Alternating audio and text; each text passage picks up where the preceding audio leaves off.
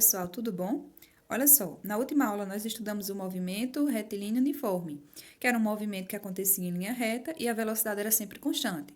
Vimos que ele tinha apenas uma equação, que era a equação, a função horária da posição, S igual a SO mais VT, também conhecida popularmente como equação do sorvete, porque a pronúncia nos lembra esse nome.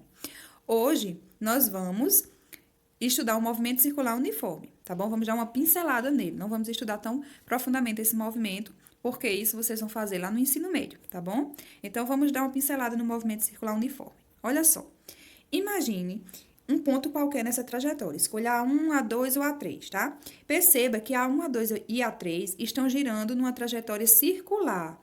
Quando isso acontece, nós dizemos que o movimento é circular. Por quê? Porque ele está percorrendo uma trajetória circular, beleza?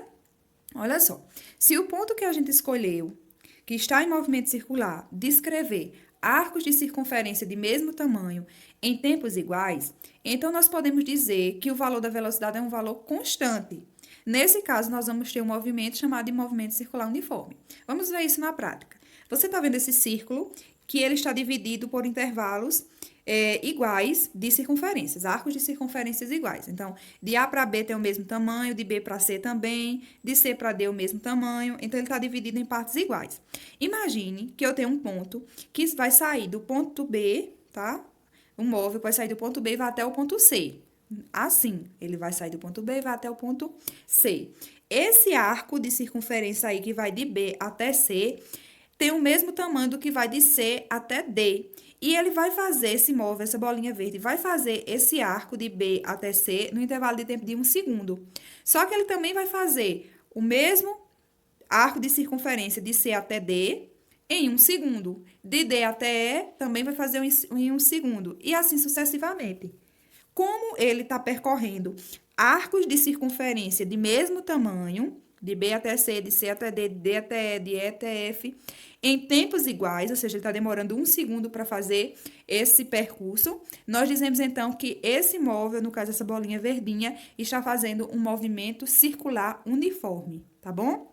Movimento, porque ele está alterando suas posições no espaço em relação ao referencial. Circular, porque o móvel está percorrendo uma circunferência. E uniforme, porque a velocidade é constante, já que o tempo também é o mesmo, tá bom? Então, movimento circular uniforme por essas características. Movimento é porque está variando a posição, circular porque é uma circunferência e uniforme porque a velocidade é constante.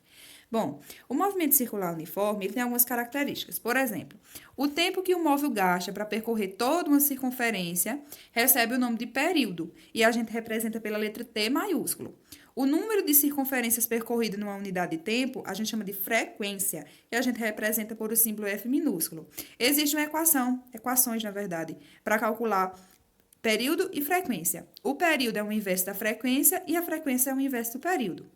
Às vezes, a frequência ela é expressa na unidade de tempo minuto, tá bom? Como é o caso, por exemplo, de motores de automóveis.